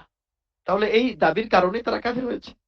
এজন্য বর্তমান সময়ে কেউ যদি বলে আমি আল্লাহ বিশ্বাস করি, রাসূল বিশ্বাস করি, কিন্তু আখিরাতে বিশ্বাস করি অথবা করি না বা সন্দেহ আছে, সে নিঃসন্দেহে কাফির, সে মুসলমান না। কারণ আল্লাহ সুবহানাহু ওয়া তাআলা তাদেরকে কাফের পথ্য দিয়েছেন। শুধু তাই নয়, যারা এটা বিশ্বাস করবে না, আল্লাহ বলেছেন কাতিলুল লাযীনা লা ইউমিনুনা বিল্লাহ ওয়ালা বিল ইয়াউমিল আখির। তোমরা জিহাদ করো, লড়াই করো, সংগ্রাম করো তাদের বিরুদ্ধে যারা আল্লাহ এবং আখিরাতের প্রতি ঈমান আনে না। তাদের রক্তকে হালাল করে দিয়েছেন আল্লাহ সুবহানাহু ওয়া তাআলা। তাহলে এই সংস্কার এর প্রতি এই বিশ্বাস এর পাশাপাশি আর বিশেষ করে সংস্কার প্রতি বিশ্বাস তো মানুষের জন্মগত অনুভূতি। কারণ আল্লাহ সুবহানাহু ওয়া তাআলা, আমরা আগে আলোচনা করেছি যে শিরকের আলোচনায় আল্লাহ সুবহানাহু ওয়া তাআলা প্রত্যেকটি মানুষকে স্রষ্টার প্রতি বিশ্বাস দিয়েই কিন্তু আল্লাহ সুবহানাহু ওয়া তাআলা তিনি সৃষ্টি করেছেন। কিন্তু এই বিশ্বাস, এই অনুভূতি যতক্ষণ না পর্যন্ত আখিরাতের প্রতি আমার পরিপূর্ণ আস্থা এবং বিশ্বাস না জন্মাবে, আস্থা বিশ্বাস না আসবে, তাহলে এই আল্লাহর প্রতি ঈমান একটা অর্থহীন হয়ে যায়। এই জন্য আল্লাহর প্রতি ঈমান, পরিপূর্ণ ঈমান থাকতে হবে। এখন আমরা আলোচনা করতে চাই এই আল্লাহর প্রতি ঈমানে যদি আমরা আনয়ন করি যেভাবে আল্লাহ কোরআনে বলেছেন, আল্লাহ রাসূল সাল্লাল্লাহু আলাইহি ওয়াসাল্লাম সুন্নাহর মধ্যে বলেছেন, আমাদের কি উপকারে আসবে, আমাদের ফলাফলটা কি হবে। আখিরাত কেন্দ্রিক জীবন, বিশ্বাস আমাদের জীবনটা অত্যন্ত জান্নাতি জীবন আমাদের উপহার দিবে, একটা সুখময় জীবন আমাদের উপহার দেবে। আপনারা দেখেন, আমি কয়েকটি 5টি বিষয় উল্লেখ করেছি যে আখিরাতে বিশ্বাসী মানুষের জীবনে নেক কাজের প্রতি উৎসাহ উদ্দীপনা সৃষ্টি করবে। আপনি যখন আখিরাতে জীবনে আপনি দেখবেন জান্নাতের মধ্যে এত নাজ নিয়ামতের কথা, বিশাল বিশাল নাজ নিয়ামতের কথা, তখন আপনি আল্লাহর জন্য কাজ করতে উদ্যুক্ত হবেন। এটা হাদিস আপনাদেরকে আনকমন হাদিস উল্লেখ করেছি, যে হাদিসটা সহিহ মুসলিমের মধ্যে। জান্নাতবাসীরা যখন জান্নাতে যাবে, ইয়াকুলু আহলুল জান্নাতি ফিহা ওয়া ইয়াশরাবুনা ওয়া লা ইয়াতাগাওয়াতুন। তারা খাবে, পান করবে, কিন্তু পায়খানা করবে না, প্রয়োজনে দেখা দিবে না। সুবহানাল্লাহি বিহামদিহি। ওয়া লা ইয়ানতাখিতুন। তারা নাক ঝাড়বে না। আমাদের সমাজে কতবার যে নাক ঝাড়ি, কত কষ্ট। ওয়া লা ইয়াবুলুন। খাবেন, পান করবেন, প্রস্রাবের প্রয়োজন হবে না। তবে চিন্তা করেন আল্লাহ রাসূল, ওয়ালাকিন তুআমুহুম যালিকা জুশাউন কারীহিল মিশকি। রাসূল সাল্লাল্লাহু আলাইহি ওয়াসাল্লাম বলেন, তাদের ওই খাবারের ডেকোর, কারণ খাবার খাবে, পানীয় খাবে, তো খাবারের ডেকোর আছে, আমাদের ডেকোর আসে। তো এই ডেকোরটা কি? রাসূল সাল্লাল্লাহু আলাইহি ওয়াসাল্লাম বলেন যে তাদের ডেকোর হবে কস্তরীর এই ডেকোর হবে মিশকে, আম্বরের সুগন্ধির মতো। সুবহানাল্লাহ। মুখ থেকে দুর্গন্ধ বের হবে না, মিশকে আম্বরের সুগন্ধি বের হবে। সুবহানাল্লাহ। তো রাসূল সাল্লাল্লাহু আলাইহি ওয়াসাল্লাম বলেন, ইউলহামুনা তাসবিহা ওয়া তাকবীরা। তাদের মধ্যে অটোমেটিক সক্রিয়ভাবে এমন শক্তি প্রকৃত হবে জিকির আজকার করার জন্য। ইউলহামুনা তাসবিহা ওয়া তাকবীরা। অটোমেটিক সক্রিয়ভাবে তারা সুবহানাল্লাহ, আলহামদুলিল্লাহ, শ্বাস প্রশ্বাসে নেওয়ার সাথে আসার সাথে প্রতিটা শ্বাস প্রশ্বাসে জিকির করবে, তাসবিহ করবে। সুবহানাল্লাহি বিহামদিহি। আপনারা দেখেন, এই আখিরাতে বিশ্বাসী জীবনে মানুষদেরকে আল্লাহর জীবনের জন্য, আল্লাহর দ্বীনের জন্য জান দেওয়ার জন্য তারা প্রস্তুত ছিলেন। আল্লাহর দ্বীন কায়েম করেছেন এই আখিরাতের জীবনের বিশ্বাসের জন্য। আল্লাহ রাসূল সাল্লাল্লাহু আলাইহি ওয়াসাল্লাম বদর যুদ্ধে তিনি প্রস্তুতি নিচ্ছিলেন এবং রাসূল সাল্লাল্লাহু আলাইহি ওয়াসাল্লামের হাইকমান্ড থেকে প্রস্তুতি ঘোষণা আসছে, তোমরা প্রস্তুতি গ্রহণ করো। তো ইসলামের প্রথম যুদ্ধ মুশরিকদের বিরুদ্ধে সাহাবা একরাম বদর যুদ্ধ কিভাবে মোকাবেলা করবেন এটা নিয়ে একটা সাহাবা একরামদের মধ্যে কথাবার্তা হচ্ছিল। তখন সাহাবীদের মধ্যে একজন সাহাবী, যার নাম ছিল মিকদাদ ইবনুল আসওয়াদ রাদিয়াল্লাহু আনহু, তিনি সাহাবা একরামদের মনের বিষয় বুঝতে পেরে তিনি বলেছেন যে, ইয়া রাসূলুল্লাহ ইমদি বিনা হাইথু মা আমারাকাল্লাহ। ইয়া আল্লাহর রাসূল, আল্লাহ রাব্বুল আলামিন যেদিকে আপনাকে নিয়ে যেতে বলেছেন জিহাদের ময়দানে, যেদিকে যেতে বলেছে সেদিকে যেতে চাই, সেদিকে নিয়ে যান। তিনি বললেন, নাহনু লা নাকুলু কামা ক্বালাত বানু ইসরাঈল, আমরা বনু ইসরাইলের মতো বলবো না যে তারা যখন বলেছিল যে ইযহাব আনতা ওয়া রাব্বুকা ফাকাতিলা, হে আল্লাহ নবী মুসা আপনি আপনার রব যান, জিহাদ করেন, আমরা ঘরের মধ্যে বসে আছি। আমরা এইভাবে বলবো না, বরং আমরা বলবো ইযহাব আনতা ওয়া রাব্বুকা ইন্না মাআকুমা নাহনু মাআকুমা মুকাতিলুন, চলুন আপনিও চলুন, আপনার রবে চলুন, আমরাও যাই, একসাথে মিলে আমরা জিহাদ করব, সংগ্রাম করব। রাসূলুল্লাহ সাল্লাল্লাহু আলাইহি ওয়াসাল্লাম এই বক্তব্য শুনে খুশি হয়ে গেলেন, অত্যন্ত খুশি হয়ে গেলেন। সাহাবা কিরামদের মনের অবস্থা এত মজবুত, ইমানি চেতনা। তখন তিনি বললেন, তাহলে চলো আমার সাথে, কুমু ইলা জান্নাতিন আরদুহা আস-সামাওয়াতু ওয়াল আরদ, চলো সেই জান্নাতের সুপারে, যে জান্নাতের প্রশস্ততা, বিশালতা, এ ভূমণ্ডল ব্যাপী বিস্তৃত, বিশাল আকারের এই জান্নাত। কুমু ইলা জান্নাহ। তখন আল্লাহ রাসূল সাল্লাল্লাহু আলাইহি ওয়াসাল্লামের আরেকজন সাহাবী, যার নাম ছিল জারীর ইবনে আব্দুল্লাহ, উমাইর, যার নাম ছিল উমাইর ইবনুল হুমাম, ওই সাহাবী তিনি খুরমা খাচ্ছিলেন। রাসূল সাল্লাল্লাহু আলাইহি ওয়াসাল্লাম বক্তব্য শুনছিলেন, হাতে খুরমা খাচ্ছিলেন, খেজুরের শুকনো খেজুর খুরমা বলা হয়। তিনি বললেন, বাখিন বাখিন ইয়া রাসূলুল্লাহ, ইয়া রাসূলুল্লাহ আপনি কি চমৎকার কথা বলেছেন, কি সুন্দর কথা বলেছেন। রাসূল সাল্লাল্লাহু আলাইহি ওয়াসাল্লাম বললেন, ওয়া মা ইয়াহমিলুকা আলা কওলি বাখিন বাখিন, তোমাকে কেন তুমি এরকম বললে বাখিন বাখিন। তিনি বলেন, লা ওয়াল্লাহি ইয়া রাসূলুল্লাহ, আপনি যে বললেন এই জান্নাতের বিশালতা, এই জান্নাতে যাওয়ার জন্য আখিরাতের দিনে, এই যে আপনি যে ইন্সপায়ারেশন দিলেন, উৎসাহ দিলেন, আমাদের মধ্যে একটা উৎসাহ উদ্দীপনা সৃষ্টি করলেন ইবাদতের জন্য, আল্লাহকে সন্তুষ্টি পাওয়ার জন্য, আল্লাহর জান্নাত পাওয়ার জন্য, এগুলো শুনে আমার শরীরের রোম খাড়া হয়ে গিয়েছে, আমি নিজেকে কন্ট্রোল করতে পারিনি, আমার অজান্তে মুখ থেকে বের হয়ে গিয়েছে। তো আল্লাহ রাসূল, সত্যি কি এই জান্নাত পাওয়া যাবে? নবী মুহাম্মদ সাল্লাল্লাহু আলাইহি ওয়াসাল্লাম বলেন, অবশ্যই। উমাইর রাদিয়াল্লাহু আনহু তিনি বদর যুদ্ধে অংশগ্রহণ করলেন, কয়েকজন কাফিরকে হত্যা করে তিনি নিজেও শহীদ হয়ে গেলেন। রাসূলুল্লাহ সাল্লাল্লাহু আলাইহি ওয়াসাল্লাম তখন জিহাদের ময়দানে, বদর যুদ্ধ যখন শেষ হয়ে গেল, সাহাবা একরাম বললেন, ইয়া রাসূলুল্লাহ, ওই যেই সাহাবী আপনার বক্তব্য শুনে খেজুর খাওয়ার মতো সময় পায়নি, আপনার বক্তব্য শুনে নিজেকে কন্ট্রোল করতে পারেনি, আপনার আল্লাহর জান্নাতের আশায়, কিয়ামতের দিবসের প্রতি তার এত আস্থা, এত অবিচল বিশ্বাস।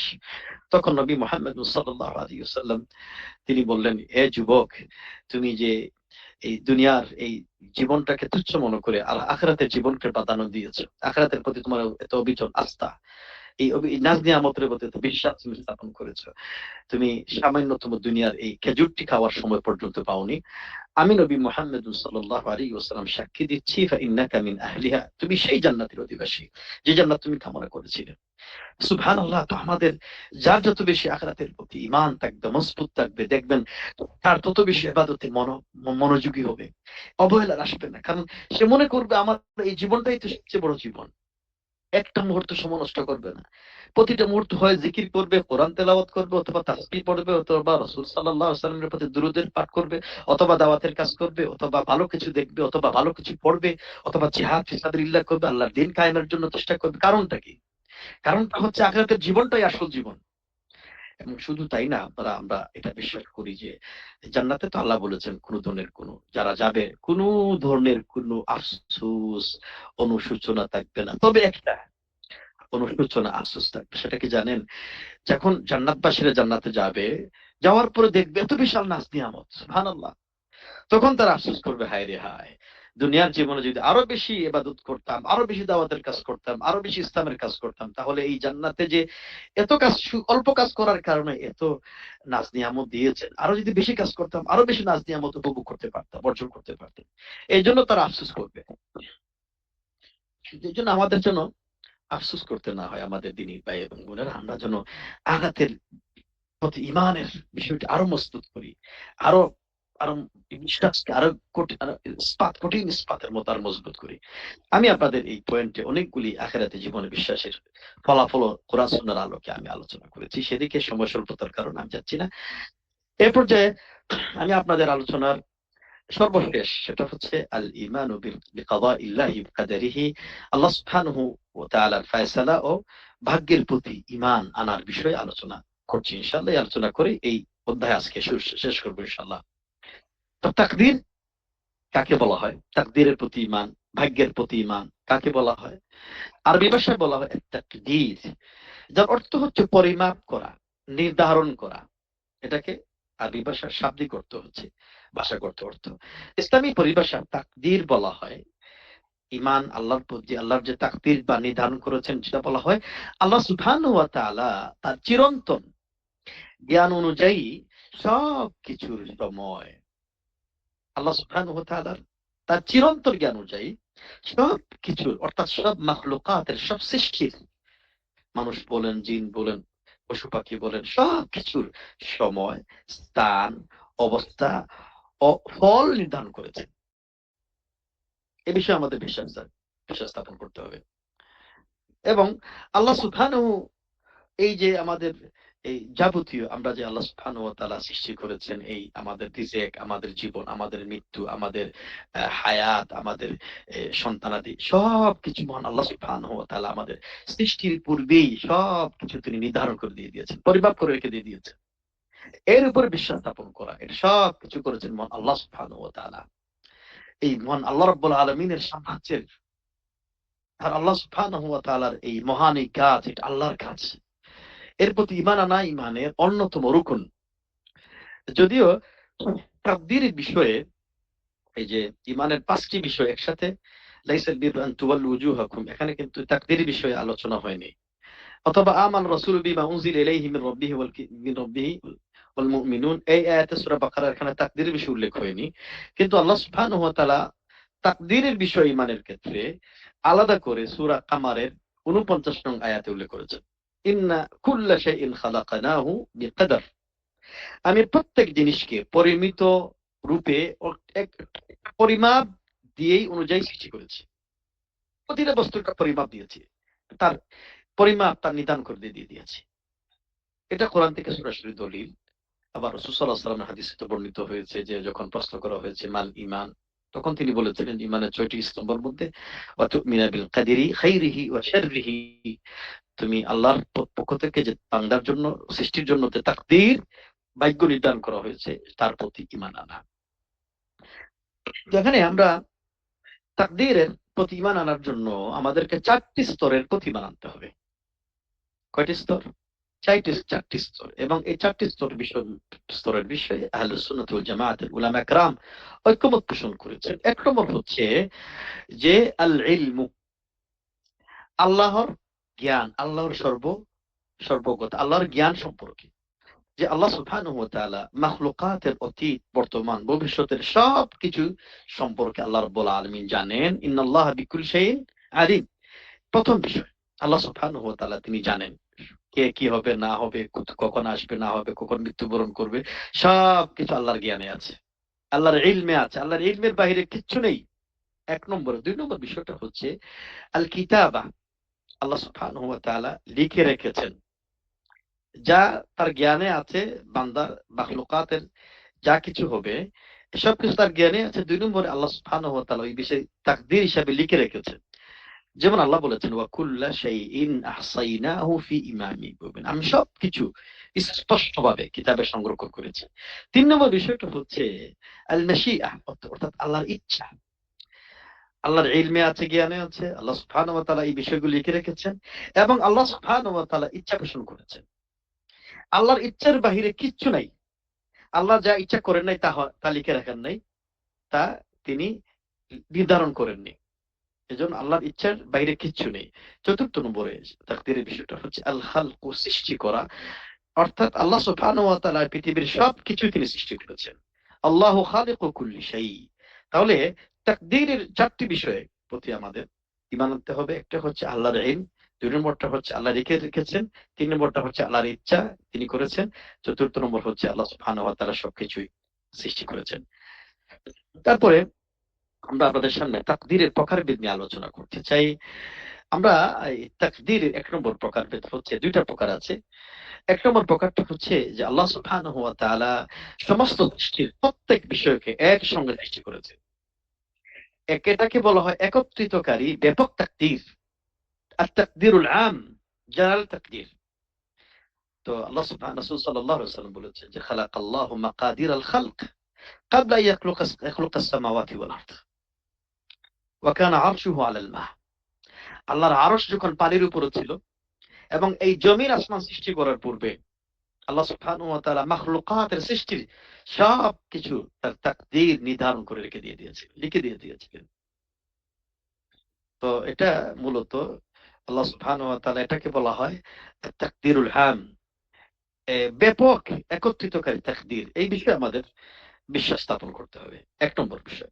২ নম্বর তাকদীরের প্রকারভেদ হচ্ছে, সেটা হচ্ছে সমস্ত সৃষ্টির প্রত্যেক বিষয়কে একত্রকারী তাকদীর, প্রত্যেক বিষয়কে একত্রকারী তাকদীর। এটা আবার এখানে কোরআন সুন্নাহর আলোকে সেটাকে ২টি ভাগে ৩টি ভাগে ভাগ করা হয়েছে। ১ নম্বর ভাগটা হচ্ছে আত-তাকদীরু আল-উমারি, অর্থাৎ সারা জীবনের তাকদীর। আমরা একটু আগে একটা হাদিসে আমরা পড়েছিলাম, সহিহ মুসলিমের মধ্যে বর্ণিত হয়েছে যে যখন একজন সন্তান মায়ের পেটের মধ্যে ৩টি ৪০ অতিবাহিত হয়, অর্থাৎ ১২০ দিন অতিবাহিত হয়, একজন ফেরেশতা এসে ফুঁক দান করে রূহ দেন এবং তার হায়াত, তার মৃত্যু, তার জীবন সবকিছু লিখে রাখা হয় তার সারা জীবনের জন্য। এটা হলো তাকদীর, নির্ধারণ করা হয়। এটাকে বলা হয় আত-তাকদীরুল উমারি। ২ নম্বর তাকদীরটা হচ্ছে আত-তাকদীরুস সানাওয়ি অথবা আল-হাওলি, অর্থাৎ বাৎসরিক তাকদীর। এই বাৎসরিক তাকদীরটা কিন্তু ওই হায়াতু জালালের তাকদীর থেকেই আনা হয়, যেটাকে আমরা প্রতি বছর রমাদান মাসের শেষ দশকে লাইলাতুল কদরে, বরকতময় রজনীতে, লাইলাতুল কদরে, ভাগ্য রজনীতে আল্লাহ সুবহানাহু ওয়া তাআলা ১ বছরের জন্য তিনি এই তাকদীরটা তিনি প্রেরণ করেন। এজন্য আল্লাহ বলেছেন ইন্না আনজালনাহু ফি লাইলাতিল কদরি, কোরআন অবতীর্ণ করেছি লাইলাতুল কদরে, অর্থাৎ এই তাকদীরে। এটা প্রতি বছর ১ বছরের জন্য দেওয়া হয়, পরবর্তী বছর ১ বছরের জন্য দেওয়া হবে। এই দেওয়াটা হয় মূলত মূল তাকদীর থেকে দেওয়া হয়। আর ৩ নম্বর হচ্ছে তাকদীরুল ইয়াউমি, আল্লাহ সুবহানাহু ওয়া তাআলা তিনি এই পৃথিবীর মানুষের হায়াত, মওত, সম্মান, অপমান ইত্যাদি, অর্থাৎ দিনে প্রতিদিন যা দৈনন্দিন তাকদীর, সেটাকে বলা হয় তাকদীরু আল ইয়াউমি। আল্লাহ সুবহানাহু ওয়া তাআলা বলেন কুল্লা ইয়াউমিন হুয়া ফি শা'নিন, তিনি প্রতিদিন কোনো না কোনো মহান কাজে রত আছে। তাহলে আমরা এই তাকদীরের প্রকারভেদ নিয়ে আমরা আলোচনা করলাম। এ পর্যায়ে আমরা তাকদীর নিয়ে এই পৃথিবীর ইতিহাসে, মানব জাতির ইতিহাসে অনেক জাতি বিভ্রান্ত হয়েছে, অনেক জাতি বিভ্রান্ত হয়েছে। বিশেষ করে মুসলমানদের মধ্যে তাকদীরের বিষয়টিকে নিয়ে ২টি গ্রুপ মারাত্মকভাবে বিভ্রান্ত হয়েছে। একটা গ্রুপের নাম হচ্ছে আল জাবারিয়া। আল জাবর অর্থ হচ্ছে বাধ্য, অর্থাৎ মানুষ নিজের কোনো ইচ্ছা নেই, মানুষ যা করে সে বাধ্য, পুতুলের মতো, প্রোগ্রামিং করার মতো, এটা বাধ্য, তার নিজস্ব কোনো ইখতিয়ার, ইচ্ছা নেই। অর্থাৎ আল্লাহ সুবহানাহু ওয়া তাআলা তাকে এইভাবে সৃষ্টি করেছেন, অর্থাৎ যদি গুনাহের কাজ করে এটা সে বাধ্য, ভালো কাজ করলেও সে বাধ্য, চুরি করলেও সে বাধ্য। অর্থাৎ মানুষের ইচ্ছাকে সম্পূর্ণরূপে অস্বীকার করা হয়েছে। এটাকে বলা হয় জাবর, আল জাবারিয়া একটা গ্রুপ ছিল। এর বিপরীতে যখন একটা শ্রেণীর মানুষেরা দেখলো যে তারা তো আল্লাহর ইচ্ছাটাকেই সম্পূর্ণরূপে মানে মানুষের ইচ্ছাটাকে সম্পূর্ণরূপে অস্বীকার করেছে, তখন তার বিপরীতে আরেকটা গ্রুপ বাহির হয়েছে, সেটা হচ্ছে আল কাদারিয়া। অর্থাৎ আল কাদারিয়া যার অর্থই হচ্ছে যে এখানে মহান আল্লাহ সুবহানাহু ওয়া তাআলার ইচ্ছাটাকে সম্পূর্ণরূপে অস্বীকার করা হয়েছে। জাবারিয়া তারা মানুষের ইচ্ছাকে অস্বীকার করেছে, আল কাদারিয়া তারা আল্লাহর ইচ্ছাকে অস্বীকার করেছে। অর্থাৎ মানুষ যা করে এটা মূলত তার ইচ্ছাই করে, এখানে আল্লাহর কোন শক্তি নেই, আল্লাহর কোন ইচ্ছা নেই। তাহলে এই ২ দিক থেকেই এই ২টি গ্রুপ ইসলামের ইতিহাসে, মানব জাতির ইতিহাসে মারাত্মক ধরনের বিভ্রান্তের মধ্যে লিপ্ত হয়েছে। এবং এই আকীদা বিশ্বাস করা কুফরি, এই আকীদা বিশ্বাস করা যাবে না। আল জাবারিয়ার চাইতে কাদারিয়া বেশি মারাত্মক, কারণ জাবারিয়া মূলত তারা একটা বিষয় অস্বীকার করেছে, সেটা হলো মানুষের ইচ্ছা। আর কাদারিয়া মূলত মহান আল্লাহ সুবহানাহু ওয়া তাআলার পরিপূর্ণ ইচ্ছাটাকেই তারা অস্বীকার করেছে, বরঞ্চ তারা আরো আল্লাহর পরিবর্তে আর অনেক ইলাহ তারা সাব্যস্ত করেছে। তাহলে ২টি গ্রুপই মারাত্মক বিভ্রান্ত। তবে এই দুটো গ্রুপের মাঝখানে আহলুস সুন্নাতি ওয়াল জামাআহ, যারা কোরআন এবং সুন্নাহর সরাসরি অনুসারী, যারা সাহাবা کرامদের অনুসারী, যাদেরকে আল্লাহ সুবহানাহু ওয়া তাআলা উম্মাতান ওয়াসাতান, মধ্যমপন্থী উম্মত হিসেবে সৃষ্টি করেছেন, তাদের অবস্থান হলো যে বান্দার ইচ্ছা আছে, তবে এই বান্দার ইচ্ছাটা আল্লাহর ইচ্ছার অধীনে। বান্দার ইচ্ছাটাকে পরিপূর্ণভাবে অস্বীকার করা হয়নি। এজন্য আল্লাহ সুবহানাহু ওয়া তাআলা বলেছেন, লিমান শাআ মিনকুম আইয়াস্তাকিম, তোমাদের মধ্যে যে সরল পথে চলতে চায় তার জন্য এই কোরআন উপদেশ স্বরূপ। এরপরে আল্লাহ সুবহানাহু ওয়া তাআলা বলেন, ওয়া মা তাশাউনা ইল্লা ইয়াশা আল্লাহু রাব্বুল আলামিন, এবং বিশ্বজাহান এর প্রতিপালক আল্লাহর ইচ্ছার বাইরে তোমরা কোনো কিছু ইচ্ছা করতে পারো না, সবই আল্লাহর ইচ্ছার অধীনে। এখন কেউ যদি বলে যে আমরা তো এই গুনাহের কাজ করি, একটু পরে আসবে, এখানে একটা বিষয় মনে রাখতে হবে যে আল্লাহ সুবহানাহু ওয়া তাআলা তিনি অকল্যাণ সৃষ্টি করেছেন এবং কল্যাণও সৃষ্টি করেছেন। তবে আল্লাহ সুবহানাহু ওয়া তাআলা তিনি কল্যাণকেই পছন্দ করেন, এটা তিনি বলে দিয়ে দিয়েছেন। আল্লাহ সুবহানাহু ওয়া তাআলা জাহান্নাম সৃষ্টি করেছেন, জান্নাত সৃষ্টি করেছেন, কিন্তু আল্লাহ রাব্বুল আলামিন জান্নাত দিবেন মুমিন বান্দাদেরকে ভালো কাজ করলে, জাহান্নাম দিবে এই পথে, এটা আবার বলে দিয়ে দিয়েছে। সিদ্ধান্ত হলো বান্দার, বান্দা সিদ্ধান্ত নেবে। বিষয়টা এমন নয় যে আল্লাহ সুবহানাহু ওয়া তাআলা তাকে একেবারে ছেড়ে দিয়ে দিয়েছেন। এই বিষয়টা এমন নয় যে আল্লাহ সুবহানাহু ওয়া তাআলা তার এই ক্ষমতা বান্দার উপর থেকে উঠিয়ে নিয়েছে, বিষয়টা এমন নয়। আল্লাহ রাব্বুল আলামিন সৎ পথে দেখিয়ে দিয়েছেন, অসৎ পথ দেখিয়ে দিয়েছেন। সৎ পথের কথা বলেছেন, এই পথে গেলে জান্নাত যাবে পাওয়া যাবে, আর অসৎ পথে গেলে জাহান্নাম পাওয়া যাবে। আবার এটা বলে দিয়ে দিয়েছেন যে সৎ পথে গেলে মূলত আমি সৎ পথটাই বেশি পছন্দ করি। তো এখন ইমানদার বান্দার দায়িত্বটা কি? যে পথে আল্লাহকে পাওয়া যাবে, যে পথে জান্নাত পাওয়া যায়, সে পথে যাবে। একজন ইমানদার বান্দা যখন ইচ্ছাকৃতভাবে সৎ পথে পরিচালিত না হয়ে অসৎ পথে পরিচালিত হয়, তখন আল্লাহর পক্ষ থেকে শাস্তি অবধারিত হয়। এবং এসব কিছু মহান আল্লাহ সুবহানাহু ওয়া তাআলার আওতাধীন, ইচ্ছার ভিতরেই, ইচ্ছার বাইরে কিচ্ছু নেই। তো এখানে একটি বিষয় আমরা যদি আলোচনা করি আর ক্লিয়ার হয়ে যাবে। যারা তাকদীরকে অস্বীকার করে, তাকদীরের বিষয়টি বুঝতে সক্ষম হয় না, তারা অনেক ধরনের বিভ্রান্তিকর প্রশ্ন তারা উত্থাপন করে যে যদি সবকিছু নির্ধারণ হয়ে থাকে তাহলে তো আমলের আর কোনো প্রয়োজন নেই, তার শাস্তি কেন? আমি গুনার কাজ করলাম, শাস্তি কেন? এটা তো যেহেতু আল্লাহর পক্ষ থেকে নির্ধারিত। আসলে বিষয়টি তো এমন নয়, বিষয়টি কিন্তু এমন নয়। মান আল্লাহ সুবহানাহু ওয়া তাআলা তিনি ভালো মন্দ সৃষ্টি করেছেন, আবার বলে দিয়েছেন তিনি ভালো কি পছন্দ করেন, তাহলে তো আমাদেরকে ভালোর পথে চলতে হবে। এখানে এই বিভ্রান্তটা বা এই দৃষ্টিভঙ্গিটা সাহাবা কিরামদের মাঝে ছিল। আল্লাহ রাসূল সাল্লাল্লাহু আলাইহি ওয়াসাল্লাম বলেন যে প্রত্যেকেই যাদেরকে সৃষ্টি করা হয়েছে তাদের কে জান্নাতে যাবে, কে জাহান্নামে যাবে, সবকিছু লেখা আছে। তখন সাহাবীরা বললেন, ইয়া রাসূলুল্লাহ, তাহলে আমলের কি প্রয়োজন? যেহেতু লেখাই আছে, আমলের কি প্রয়োজন? তখন রাসূল সাল্লাল্লাহু আলাইহি ওয়াসাল্লাম বলেন, না না না না, ই'মালু ফাকুল্লু মুয়াসসারিন লিমা খুলিকা লাহু, আমল করতে থাকো, যে জান্নাতি সে জান্নাতি আমল করবে, যে জাহান্নামী সে জাহান্নামী আমল করবে। আমার সম্মানিত উপস্থিতি, এই দৃষ্টিভঙ্গি সাহাবা কিরামদের মধ্যে ছিল, আল্লাহ রাসূল সাল্লাল্লাহু আলাইহি ওয়াসাল্লাম সমাধান দিয়েছেন। আমাদেরকে বিষয়টি মনে রাখতে হবে যে আল্লাহ সুবহানাহু ওয়া তাআলা মন্দ সৃষ্টি করেছেন, ভালো সৃষ্টি করেছেন, কিন্তু আমাদের চলতে হবে কোন পথে?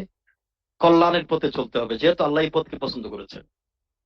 আর এই ধরনের গুনাহের অজুহাত আমরা কোন সময় দেই যে আমাদের তো আল্লাহ চুরি করেছি, তো আল্লাহর তাকদীরে লিখেছিল, দোষ কি আমার? আপনি যদি, আমি দুটো উদাহরণ ঘটনা আপনাদেরকে বলবো। একটা চিন্তা করেন যে কেউ যদি বলে আল্লাহ যেহেতু তাকদীরে লিখে রেখেছেন, তাহলে আপনি রাস্তার মাঝখানে গিয়ে বসে থাকেন, হাইওয়েতে বসে থাকেন, যেখানে 120 কিলোমিটার বেগে গতিতে গাড়ি চলাফেরা করে। যদি আপনার তাকদীরে লিখে থাকে তাহলে আপনার মৃত্যু হবে, অ্যাক্সিডেন্ট হয়ে মৃত্যু হবে, তাহলে মৃত্যু হবে না। তখন আপনি কি বলবেন? তখন তারা বলবেন, না না, সেখানে গেলে তো অ্যাক্সিডেন্ট হওয়ার সম্ভাবনা বেশি। তাহলে আপনি যেখানে গেলে অ্যাক্সিডেন্ট হওয়ার সম্ভাবনা বেশি, তাহলে তো আপনি নিজেই বুঝতে পারছেন সেটা অকল্যাণের পথ, সেটা অ্যাক্সিডেন্টের পথ, এটাকে আপনি পরিহার করে চলছেন। তাহলে দুনিয়াবী স্বার্থটা আপনি বুঝেন, কিন্তু আখিরাতের ক্ষেত্রে আপনি স্বার্থটা বুঝেন না কেন? ওমর রাদিয়াল্লাহু আনহু খেলাফত আমলে একজন ব্যক্তি চুরি করলো। তো আপনারা সবাই জানেন যে চুরির শাস্তি হলো হাত কাটা। তো ওই ব্যক্তি এসে বললো, ইয়া আমিরুল মুমিনিন, আমি তো চুরি করেছি এটা তো আল্লাহর তাকদিরে লেখা ছিল, আপনি কেন আমাকে শাস্তি দিবেন? ওমর রাদিয়াল্লাহু আনহু তিনি খুব বুদ্ধিমান ছিলেন, তিনি বললেন তুমি চুরি করেছো এটা তোমার তকদির আল্লাহ লিখে রেখেছেন, এটা ভালো কথা, কিন্তু এটাও কিন্তু আল্লাহ রাব্বুল আলামিন আমরা যে তোমার হাত কাটবো এটাও কিন্তু তোমার তাকদিরে লিখে রেখেছে। তো এই তাকদিরের বিষয়টি আমরা জেনারেলি স্বাভাবিকভাবে এটা বিশ্বাস করব এবং ঈমান আনবো। এটাকে নিয়ে আমরা এত গভীরে আমরা বেশি আলোচনা যাব না, কারণ এটা তো আল্লাহর শান, আল্লাহর সাম্রাজ্যের কাজ কর্ম। এটা নিয়ে বেশি আমরা এত বেশি চিন্তা করব না। আমাদেরকে আল্লাহ সৃষ্টি করেছেন আমরা ভালো কাজ করব, ভালো কাজের প্রতিযোগিতা করব, খারাপ কাজ থেকে বিরত থাকবো, কারণ ভালো কাজকে আল্লাহ পছন্দ করেন। এভাবেই আমরা চলতে থাকবো। কারণ এই বিষয়ে শেখ আল্লামা ইবনে উসাইমিন রাহিমাহুল্লাহ তিনি বলেছেন এটা তো আল্লাহর কাজ, আল্লাহর সাথে কাজ, এটা নিয়ে বেশি ঘাটাঘাটি করা উচিত হবে না। কারণ আমাদের যে ব্রেইনটা আছে, আমাদের যে এই ব্রেইনের একটা ধারণ ক্ষমতা আছে, এটা নিয়ে যদি আপনি বেশি ঘাটাঘাটি করেন তারপর এই ব্রেইনের ধারণ ক্ষমতা সে মানে সহ্য করতে পারবে না, ধারণ করতে পারবে না। তাহলে এই বিষয়টা আমরা আলোচনা করলাম। তাহলে আমার সম্মানিত আজকের শিক্ষার্থী বন্ধুরা, মোটামুটি আমরা এই ইমানের এই বাকি 4টি বিষয় যে আমরা আলোচনা করলাম আজকের সেটার আলোকে এই বিষয়গুলো আপনারা অনুধাবন করবেন, পড়াশোনা করবেন। আগামীকাল ইনশাআল্লাহ আমরা আল্লাহ সুবহানাহু ওয়া তাআলা তৌফিক দিলে আমরা তাহারা, as-সালাহ, গোসল, এই মৌলিক বিষয়গুলো, ইসলামের মৌলিক আকীদা সম্পর্কিত বিষয় আলহামদুলিল্লাহ আমরা যথেষ্ট চেষ্টা করেছি। এবং আমি আশা করছি আপনারা যারা অংশগ্রহণ করেছেন এবং বাকি অন্যান্য ভাইরা যারা আছেন তাদেরকে উদাত্ত আহ্বান জানাই। এই ইসলামী আকীদার মতো এটা গুরুত্বপূর্ণ ফান্ডামেন্টাল অফ ইসলামের সবার অংশগ্রহণ উচিত। আমি মেহরবানি করে আমি আমার বন্ধুদেরকে বলি, আপনারা যারা বন্ধু বান্ধব যারা শুরু থেকে ছিলেন অনেকে হয়তো ব্যস্ত হয়ে পড়েছেন, একটু কল করবেন, একটু যোগাযোগ করবেন। এবং আগে শেষের আমাদের একটা সংক্ষিপ্ত এমসিকিউর মতো পরীক্ষা হবে, এই পরীক্ষা অংশগ্রহণ করবেন। পরীক্ষা অংশগ্রহণ করার পূর্বে আপনারা সবাই ভালো করে শীটগুলো পড়াশোনা করবেন, মুখস্থ করে ফেলবেন, মুখস্থ করে ফেলবেন, দেখবেন আপনার মধ্যে এই বারাকা হচ্ছে। তো ইনশাআল্লাহ আজ এই পর্যন্ত। আল্লাহ রাব্বুল আলামিন আমাদের সবাইকে তৌফিক দান করুন এবং আজকের এই বিষয়টি আগামীকাল ভালো করে অধ্যয়ন করে আসবেন। আমি আপনাদের সাথে একটু রিভিশন করবো ইনশাআল্লাহ। ওয়া মা তাওফীক ইল্লা বিল্লাহ। ওয়াসসালামু আলাইকুম ওয়া রাহমাতুল্লাহি ওয়া বারাকাতুহু। জি জি উস্তাদ, প্রশ্ন নিবেন? জি আসসালামু আলাইকুম শেখ। আমার একটা ওয়ালাইকুম প্রশ্ন ছিল। শেখ, অনেকে বলে থাকেন যে তাকদীর 2 প্রকারের হয়, একটা হচ্ছে পরিবর্তনশীল আর একটা হচ্ছে অপরিবর্তনশীল। মনে করেন আমি আল্লাহ তাআলা আমার জন্য, জিনিসটা অনেকটা এরকম যে আল্লাহ তাআলা আমার জন্য একটা জিনিস লিখে রেখেছে এইভাবে যে আমি যদি এইটা করি তাহলে এটা রেজাল্ট এটা হবে, আর যদি না করি তাহলে হবে না। এই বিষয়টা যদি একটু বুঝে বলতেন। একটা হলো আল্লাহ সুবহানাহু ওয়া তাআলা, আমি শুরুতে আলোচনা করেছিলাম, একটা হলো জেনারেল তাকদীর। পৃথিবী সৃষ্টি করার পূর্বে, আসমান জমিন সৃষ্টি করার পূর্বে সব মাখলুকাতের তাকদীর সৃষ্টি করে দিয়েছিলেন। সেখান থেকে বাৎসরিক তাকদীর, সেখান থেকে জীবনের তাকদীর, সেখান থেকে দৈনন্দিন তাকদীর আল্লাহ সুবহানাহু ওয়া তাআলার এই সাম্রাজ্যে আল্লাহ রাব্বুল আলামিন বন্টন করেন।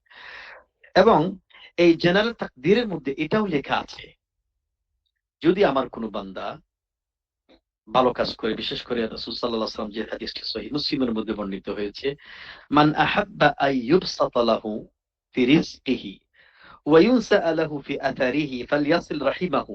কেউ যদি তার রিজকের মধ্যে, ইনকামের মধ্যে বরকত পেতে চায়, কেউ যদি তার হায়াত জীবনে আয়ু বৃদ্ধি করতে চায়, ফালইয়াসিল রাহিমাহু, সে যেন আত্মীয়তার বন্ধন অটুট রাখে। অর্থাৎ একজন ব্যক্তির জেনারেল তাকদীরের মধ্যে লেখা ছিল যে তাকে এই 40 বছর হায়াত দেওয়া হবে। আবার বলা হয়েছে সে যদি আত্মীয়তার বন্ধন অটুট রাখে তার 40 বছরের চাইতে বেশি দেওয়া হবে। একজন ব্যক্তির নির্ধারিত ইনকাম ছিল তার জীবনে 10 কোটি টাকা, বলা ওইটাও হয়েছে সে যদি এটা করে তাকে অতিরিক্ত বরকত দেওয়া হবে। এই যে এটা মূলত ওই জেনারেল তাকদীরের আওতাভুক্ত, এটাও কিন্তু লেখা, এর বাইরে কিছু না। এটা সবকিছু আল্লাহর সাম্রাজ্য, আমি বললাম এটাও কিন্তু লেখা। আপনি যে ভালো কাজ করবেন এটাও কিন্তু সেটা লেখা আছে। তবে আল্লাহ সুবহানাহু ওয়া তাআলা আমাদেরকে ভালো কাজের প্রতি উদ্বুদ্ধ দান করেছেন, যেটা আমরা যাতে আমরা ভালো কাজ করি, সৎ পথে পরিচালিত হয়, অসৎ পথ থেকে আমরা বিরত থাকি। তাহলে দুটোটাই লিখিত আছে, এটা আমাদেরকে উৎসাহ উদ্দীপনা সৃষ্টি করা হচ্ছে। জি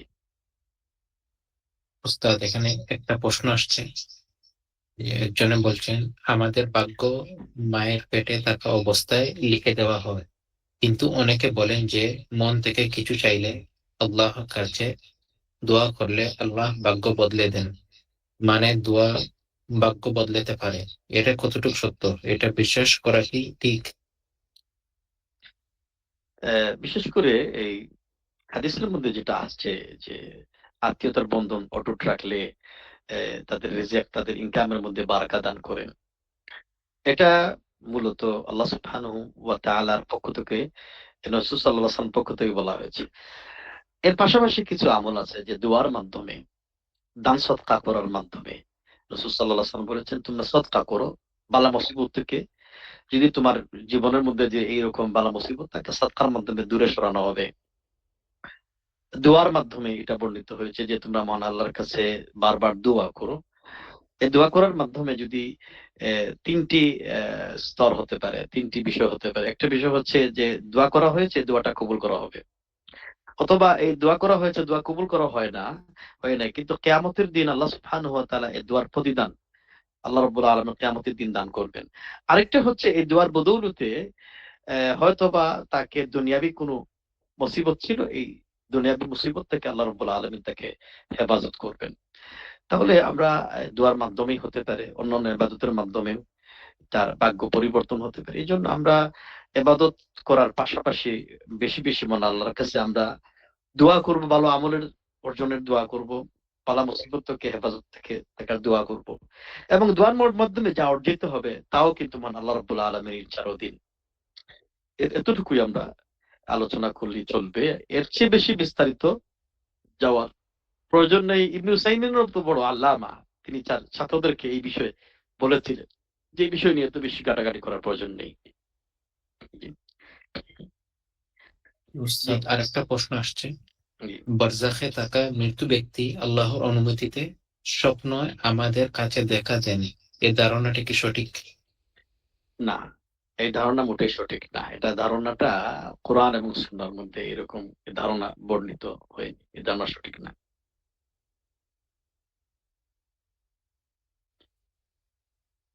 জি উস্তাদ, আর প্রশ্ন নাই। আচ্ছা, তো আমি আশা করছি আহমদ, মানে অনেকেই দেখতে পাচ্ছি অনুপস্থিতিটা। হ্যাঁ, বুঝতে পারছি অনেকের ব্যস্ততা, তারপরে একটু যোগাযোগ রক্ষা করা প্রয়োজন। সবাইকে আল্লাহ তৌফিক দান করুন। তো আজকে বিদায় নেই ইনশাআল্লাহ। জি ইনশাআল্লাহ। আসসালামু আলাইকুম ওয়া রাহমাতুল্লাহি ওয়া বারাকাতুহু। ওয়ালাইকুম আসসালাম।